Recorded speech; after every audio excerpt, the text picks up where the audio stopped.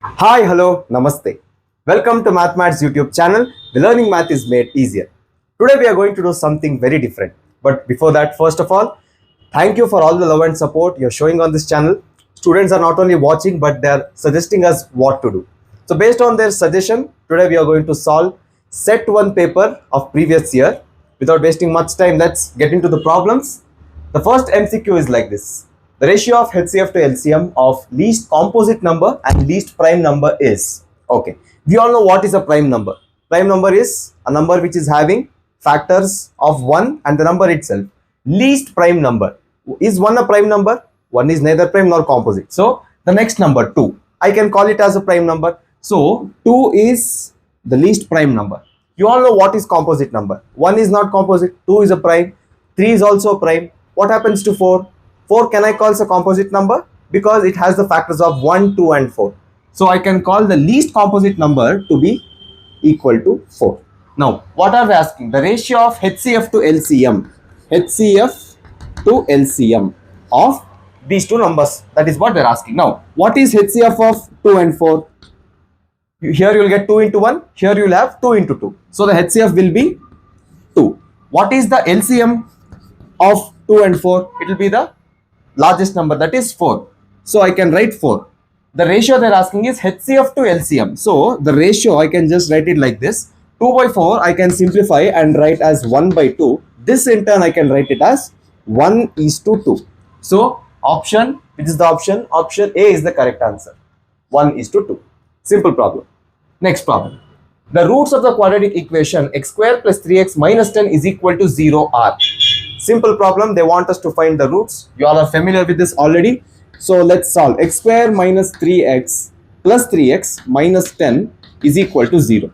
I'll just split the middle term. I have 10 here. So 10 I can write it as x square. We want plus 3x. So 5x minus 2x minus 10 is equal to 0. Further, I'll take x common. I'll get x plus 5 here.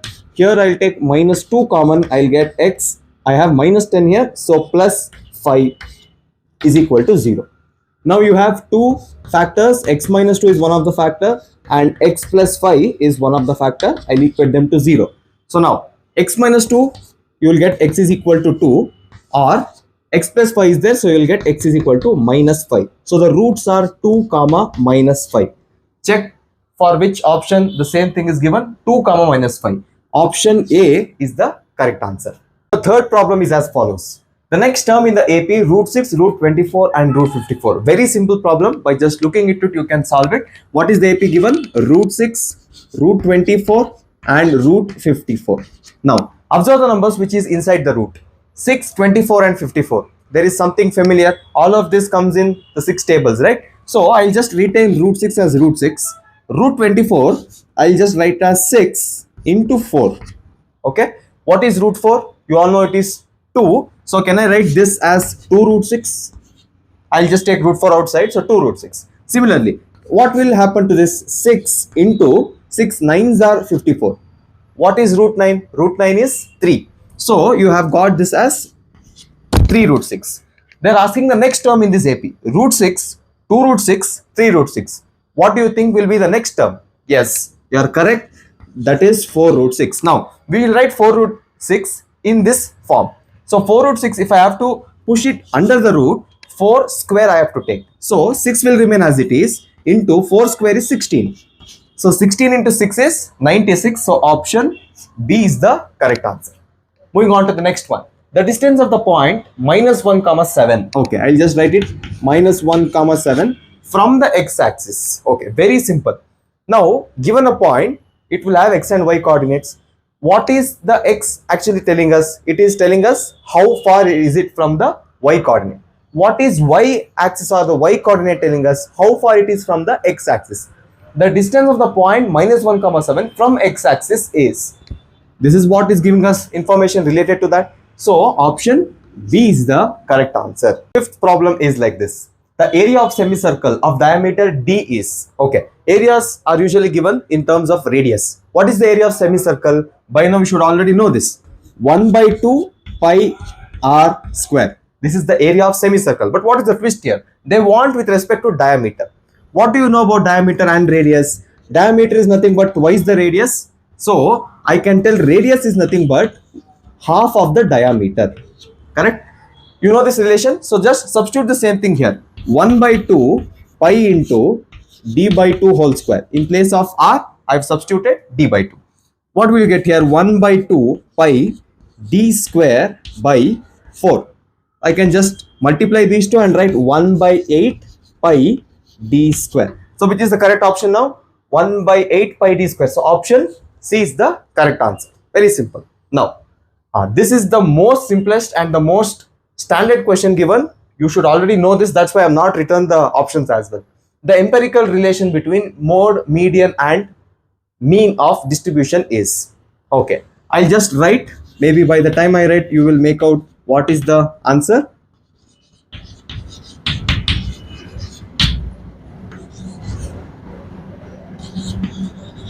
Okay. So you all know this is a standard formula. Mode is nothing but 3 median minus 2 mean. This is a standard formula. Just check for which option is given and mark the correct answer. So the seventh problem is as follows. The pair of linear equations 2x is equal to 5y plus 6 and 15y is equal to 6x minus 18 represents two lines which are. They want us to know what type of lines these two linear equations are giving. Now, first, write the given linear equations in the standard form. That is ax plus by plus c is equal to 0. Right hand side should be 0. The first equation is 2x. I'll shift 5y and 6 to the other side. So the first equation will be minus 5y minus 6 is equal to 0.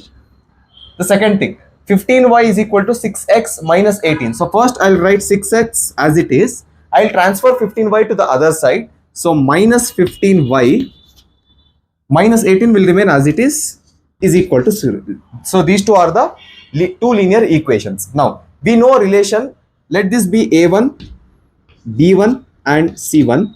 Let this be a2, b2 and c2. Now let's compare both of them. a1 by a2, what will you get? You will get 2 by 6 is equal to b1 by b2. What will you get? You have minus and minus, so both of them will become plus. So you will just get 5 by 15 is equal to c1 by c2, minus and minus again. So 6 and 18 you will get positive now.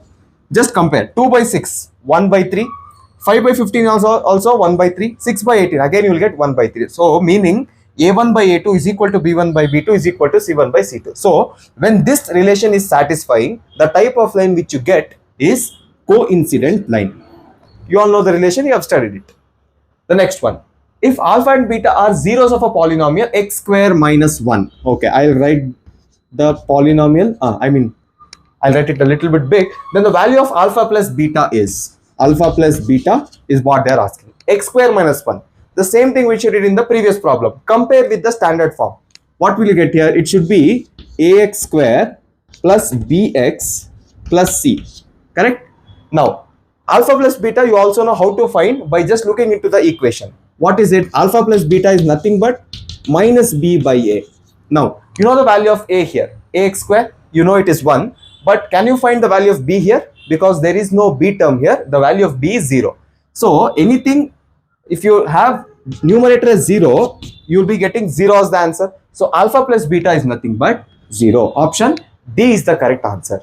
So, the ninth question is, if a pole 6 meter high casts a shadow 2√3 meter long on the ground, then the sun's elevation is. They're asking the angle of elevation. Let's draw for better understanding. A pole 6 meter high casts a shadow on the ground which is 2√3 meter. They're asking about sun's elevation. It's common sense. Whenever the shadow is on the ground, it means sun is on top of the pole. So let me consider the sun to be here. So I want to find the elevation. So this is the elevation and this is the angle which I have to find. We'll just join this for our understanding. So now you have, with respect to theta, you have the opposite side, you have the adjacent side. Which angle will you take? You will take tan theta. So tan theta is nothing but 6 by 2√3. 2 1s are 2 3s are. √3 is there and 3 is there. I can cancel this and I'll get this as √3. So tan theta is √3. The value of theta when tan theta is √3 is 60 degree. So theta is 60 degree. So option A is the correct answer. Now secant theta when expressed in terms of cot theta is. Now secant theta and cot theta. directly they are not related. This is where I told you have to use the relation given between both the angles and find and express in terms of each other. Secant theta and tan theta. Okay, I will take the help of trigonometric identities. So the identity I will take is 1 plus tan square theta is equal to secant square theta. Now, why am I considering this? If you can see right hand side, already secant theta is there.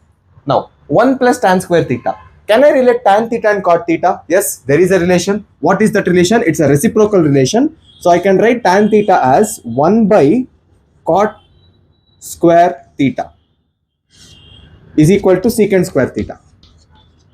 Okay. Now, do the further simplifications. Here, the denominator is cot square theta. If you multiply this with 1, in the numerator also you will get 1 plus cot square theta is equal to secant square theta. Now take square root on both the sides. If you take square root, what will happen to the right hand side first? You will be getting secant theta. Okay. Now in the left hand side, the numerator will become root of 1 plus cot square theta by denominator is just cot square theta, so it will become cot theta. So this is your secant theta when you express in terms of cot theta. Simple one. So the 11th problem is like this. Two dice are thrown together. The probability of getting the difference of numbers on their upper face is equal to 3 is. Okay. So they have given the condition and they are telling that two dice are thrown together. So how many experiments are there here? There are two experiments. One dice is thrown, that is one experiment. The other dice is thrown. So two experiments are there. Consider this to be dice 1 and dice 2. Okay. Now, in one dice, how many outcomes can you get? You will be getting 6 outcomes. 1, 2, 3, 4, 5 and 6. 6 outcomes. Similarly, in this dice also, you will be getting 6 outcomes. On a whole, with respect, together if you throw these two dices, you will be getting 6 into 6, a total of 36 outcomes. I am talking about the total. All the possible outcomes is 36. Now, there is a condition which is given here. What is that? You should get the dice on the upper face such that the difference is 3. Okay, let me give you an example. Suppose in the same dice, if I consider 1 as the value which is on dice 1. So, I should get a number here such that the difference will be 3. Okay. So, now 1 minus some number will give me 3. So, if the value of second dice is 4, you will be getting 3 as the difference. Similarly, if the value of dice first dice, let me call this as 1 and let me call this as 2. Okay. So, if the first dice is having the value 2, then how much should the second dice have? It should have 5, because if you take the difference, you will be getting 3.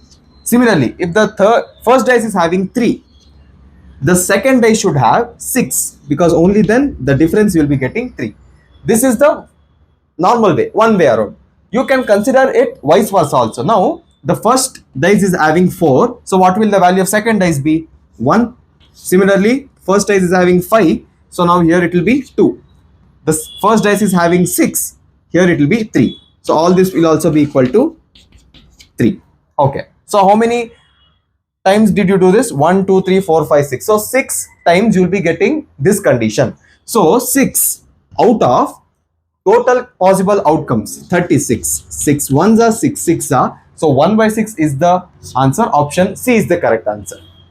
Now in the given figure, triangle ABC is similar to triangle QPR. Okay, the first thing which you should do is write the ratios, because maybe your work will get simpler. AB by QP is equal to BC by PR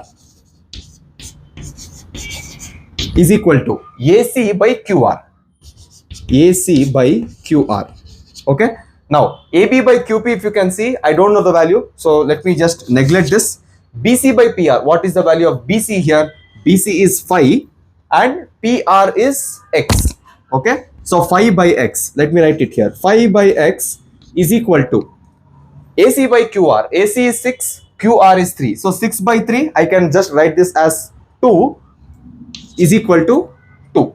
So, 5 by X is equal to 2. 2X is equal to 5. So, the value of X will be 2.5 meter. That is nothing but centimeter. That is nothing but option B. Now, let's solve the 13th problem. It's a very simple problem.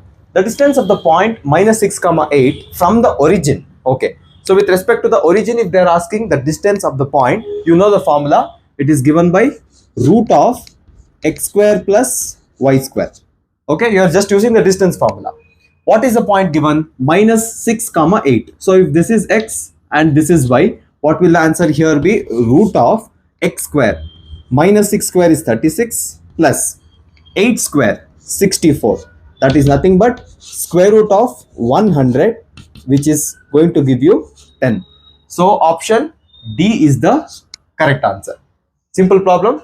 Oh, this is much more simpler. In the given figure, PQ is a tangent drawn to circle with the center O. Okay, as you can see here, PQ is a tangent already drawn. If OPQ is X and POQ is Y, okay, OPQ is X and POQ is Y, then X plus Y is. They want you to find what is the value of X plus Y, sum of them. Okay, now you know a theorem related to circles. If you can see here, OQ is a radius and PR or the PQ I have extended it to R. PR on a whole is the tangent. So radius and the tangent, wherever it meets, it will be perpendicular. So meaning OQ is perpendicular to PR. So this is perpendicular means Q will become 90 degree. Now if one angle in a triangle is 90 degree, what will the sum of the other two angles be? Which are the other two angles here? It is X plus Y. If one angle is 90, the remaining is 90 degrees again. So the sum of them will be 90 degrees. So the correct answer here is option B, which is 90 degrees. So next question is, in the given figure, TA is the tangent to the circle with center O. Okay, so TA is the given tangent such that OT is equal to 4 centimeter, OTA is equal to 30 degrees. We have to find the length of TA. Okay, now for this, we have to apply one of the theorem which we have studied in circles. What is that? The line or the radius joining the tangent at the point of contact A. For TA tangent, A is the point of contact with the circle. So if I draw a line from the radius, this will be perpendicular. Okay. Now if you can see, you have got a triangle, right angle triangle OTA. Correct. So the opposite side to the right angle is hypotenuse and we have to find the adjacent side. So I have to find a ratio which involves opposite side, not opposite side, adjacent side and hypotenuse, because TA is the adjacent side. Which is that ratio? That is cos. The angle given here is 30 degrees. So cos 30 degrees is equal to adjacent by hypotenuse, that is TA by 4. What is the value of cos 30? Cos 30 is root 3 by 2. So root 3 by 2 is equal to TA by 4. Send 4 to the other side. You will be getting 4 root 3 by 2 is equal to TA. 2 1s are 2 2s are. So TA is 2 root 3. Option A is the correct answer. Next question. Okay, triangle PQ. This is much more simpler. In triangle ABC, PQ is parallel to BC. Okay, PB is equal to 6 centimeter. AP is equal to 4 centimeter. AQ is 8 centimeter. Find the length of AC. So the side AC on whole is what they are asking, but we don't know what is QC.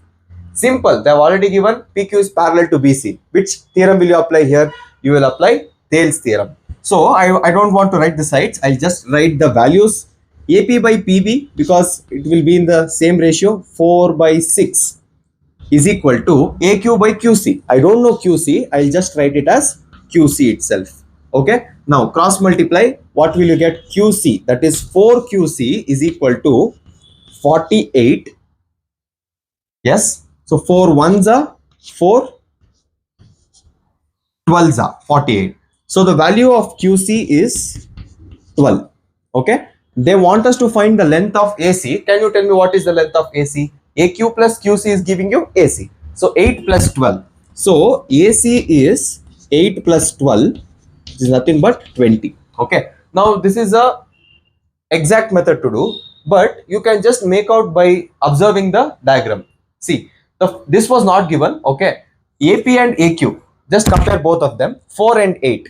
So since they are in the same proportion, this AQ is twice of AP, right? 4 doubles is 8. Similarly, here it was given as 6. So 6 double is giving you 12. Okay, you can just, because this is MCQ, so no need to do all this. If you can observe here, you can make out the value of 12. that is giving you AC. So the next question is like this. If alpha beta are zeros of the polynomial p of x is equal to 4x square minus 3x minus 7, then 1 by alpha plus 1 by beta is equal to. Okay. Just if you can observe 1 by alpha plus 1 by beta, I'll just simplify this. If I take the LCM, I'll be getting alpha beta, and in the numerator I will have alpha plus beta. So also they have given alpha betas are zeros of the polynomial. So this is sum of the zeros, this is the product of zeros. What is the polynomial given here? 4x square minus 3x minus 7. Compare this with the standard form ax square plus bx plus c. Now, what is the use of this? Alpha plus beta, sum of zeros is given by minus b by a. You can see here, in place of b already minus 3 is there. Minus from the formula and minus 3 from the actual value by 4. What is alpha plus beta? It is 3 by 4. Next, alpha into beta product is given by c by a. In place of c, minus 7 is there. Minus 7, we already know the value of a, that is 4. That is alpha beta is nothing but minus 7 by 4. So alpha plus beta by alpha beta. So here you will get 3 by 4 divided by minus 7 by 4. Okay. So maybe you can just transfer this to the numerator. What will you get here? If I transfer this, I'll be getting 3 by 4 into minus 4 by 7. This will get cancelled. So this is minus 3 by 7. Option D is the correct answer, minus 3 by 7. Next question.